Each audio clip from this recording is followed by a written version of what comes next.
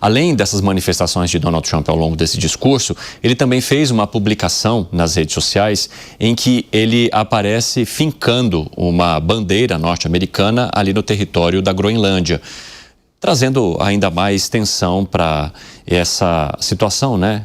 Exatamente porque Donald Trump se coloca como um presidente interessado em comprar aquele território, algo que já foi completamente descartado pela Europa, principalmente pela Dinamarca, mas ele também não descarta a possibilidade de se ocupar militarmente o território, algo que já acontece também, porque tem base dos Estados Unidos, mas de uma maneira que traga essa tensão com os países da Europa. Tanto que as autoridades da Dinamarca têm dito que é preciso se esperar por tudo, exatamente porque conhecem Donald Trump e a imprevisibilidade dele. Ô Fábio Piperno, como é que você avalia essa situação que vai ficando cada vez mais amarga, inclusive a partir das imagens e das postagens que são feitas por Donald Trump? Então, porque é algo muito sério que já saiu do campo das bravatas. Quando ele tomou posse, falou, estou pensando em anexar o Canadá. Quem é que levou a sério isso? Ninguém. Assustou alguns canadenses, é verdade, mudou o resultado da eleição canadense. Isso é um movimento político muito importante. Os conservadores canadenses rumavam para uma vitória tranquila e houve a virada por conta disso. Mas, até então, se imaginava que aquilo não fosse sair do campo bravateiro.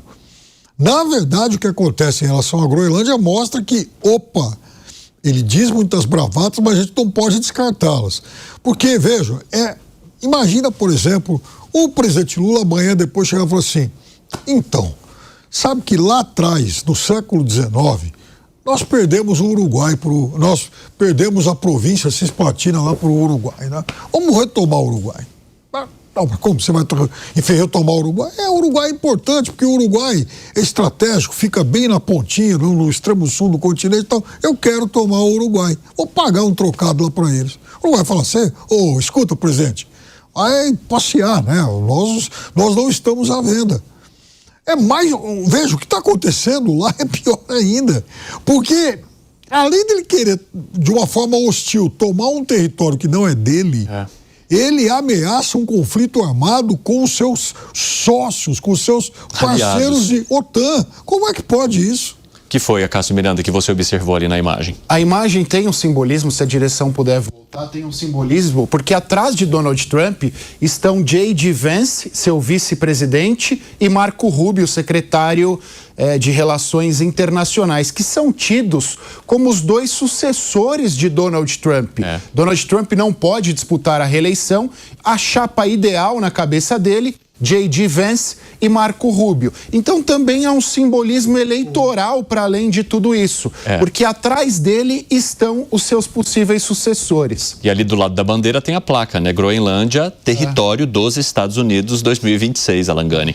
Olha só, Evandro, sabe o que é muito estranho nessa história? Bom, dá pra gente analisar aí por vários anos. Tem muitas coisas estranhas nessa história.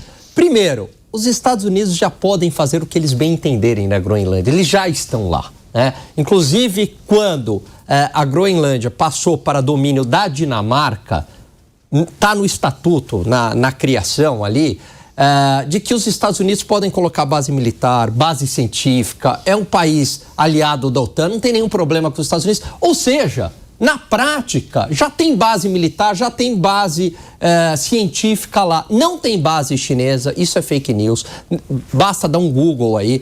Não tem base russa lá. Então, é tudo uma narrativa de Donald Trump.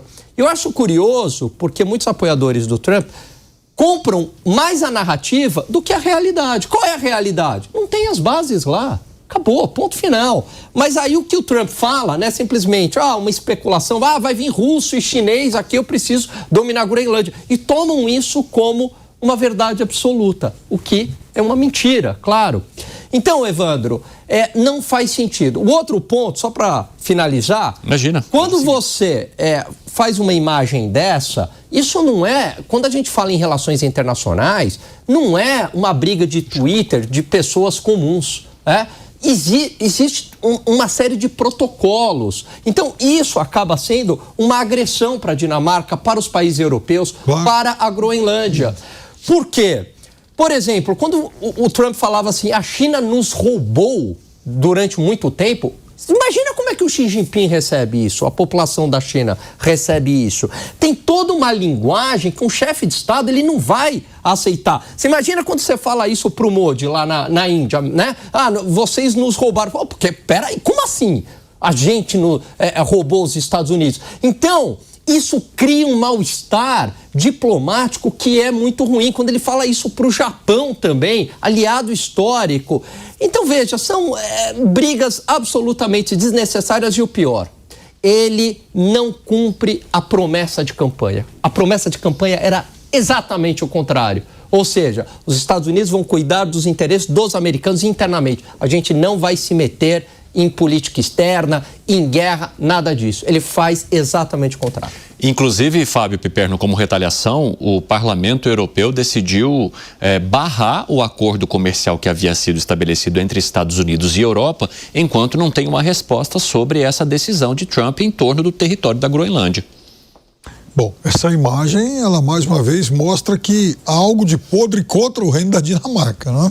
Agora, eu acho que é o mínimo que a Europa poderia fazer, até porque Trump deixa a bola pingando e dá à Europa uma chance de ouro, dá à Europa pelo menos rever um acordo que para ela foi muito ruim, porque a Europa se apressou em fechar um acordo com ele, pressionada, morrendo de medo, mostrou fragilidade naquele momento e cedeu muito. Tanto que a Ursula von der Leyen foi depois bastante criticada por alguns líderes europeus. Ao passo que outros líderes de países importantes, como inclusive o Brasil, resistiram e falaram, não vamos ceder. Caso Brasil, Índia, Rússia, mesmo a China. Esses aí não fizeram concessões. A Europa fez. Então agora também é uma chance que a Europa tem para rever, talvez, alguns erros que ela tenha cometido naquele primeiro momento. Agora, eu acho que ameaça mesmo, até brincava com os colegas fora do ar, mas essa seria uma ameaça de impacto diplomático muito séria. Essa é a Europa. Os reunidos falam, escuta, vocês podem pensar que é brincadeira, mas não é sério. Nossos países não irão disputar a Copa do Mundo de futebol. O ponto de vista diplomático e midiático, isso teria um impacto gigantesco. Imagina, por exemplo, a Copa do Mundo sem Reino Unido, Alemanha, França, Espanha, etc. Exatamente. E eu quero trazer só mais um ponto aqui para a gente analisar desse discurso de Donald Trump, que é no momento em que ele fala sobre os Estados Unidos como um pacificador das guerras. Ele diz, ninguém conseguiu fazer o que eu fiz, ninguém solucionou nenhum conflito. Eu consegui solucionar 8 conflitos e agora ainda vou entrar numa tratativa entre Rússia e Ucrânia para tentar acabar com a guerra lá. Porque quando o Vladimir Putin está disposto, o Volodymyr Zelensky não está e vice-versa. É o que menciona Donald Trump. Ele foi, de fato, esse pacificador, esse solucionador de guerras, Alan Gani? Evandro, guerra entre Rússia... Bom, vamos lá. Você já está cansado? Não, a realidade, né? Porque... Vamos falar o óbvio. Rússia e Ucrânia. Continua. Pelo que eu sei, continua o conflito, certo? E não mudou em absolutamente nada. Pelo contrário, a Rússia fez um baita ataque agora a Kiev, né? E deixou todo mundo lá sem energia, a menos 14 graus negativos. Venezuela, tudo bem, tirou o Maduro, mudou o regime? Não. É o mesmo chavismo. É o chavismo, né? Só que é um chavismo aparentemente alinhado com os Estados Unidos. Oriente Médio, mudou alguma coisa na faixa de Gaza ou em Israel? Não. Irã, mudou alguma coisa? Caiu o regime? Pacificou o país? Não.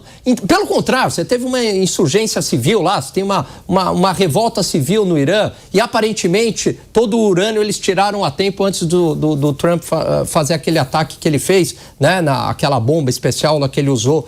Enfim, então... Que 8 conflitos? Que número é esse? Né? Vai contra a realidade dos fatos. Inclusive, até por conta disso, Acácio Miranda, Donald Trump menciona que ele merecia, sim, ganhar o Nobel da Paz. É outra situação na qual ele está preso, o Nobel da Paz. Ele não consegue admitir que esse Nobel da Paz não veio para ele, sim, foi para Maria Corina Machado. O Nobel da Paz iria naturalmente para ele se ele tivesse resolvido o conflito Rússia-Ucrânia, que inclusive ele disse na posse do ano passado que iria resolver em menos de 30 dias. Ele fez essa afirmação durante a sua posse. Passado um ano, ele está muito longe desta solução. Porque a questão da Venezuela tinha um problema humanitário, foi resolvido, mas ele ainda tem que justificar a alternativa, que não é uma alternativa democrática. E a faixa de Gaza, quem resolveu efetivamente foi Israel, que sufocou o Hamas ficou sem alternativa. A verdade é que o Hamas já não tinha mais qualquer possibilidade de se manter em batalha. Então o êxito é todo de Israel e não necessariamente de uma atuação norte-americana. O grande conflito, a grande guerra no mundo é a Ucrânia-Rússia. Ele tem se mostrado incapaz de resolver e está brigando com os aliados que o apoiavam, porque a União Europeia sempre esteve ao lado dos Estados Unidos para que esse problema fosse resolvido. Ao invés de brigar com o Putin, ele vai lá e chuta o seu principal aliado, numa lógica 5D Donald Trump, que é difícil nós determinarmos qual é o sentido. E nesta briga que ele tem com a União Europeia, o Piperno disse, o Gani também disse, acho que vale reiterar aqui, muito provavelmente ele vai implodir a OTAN.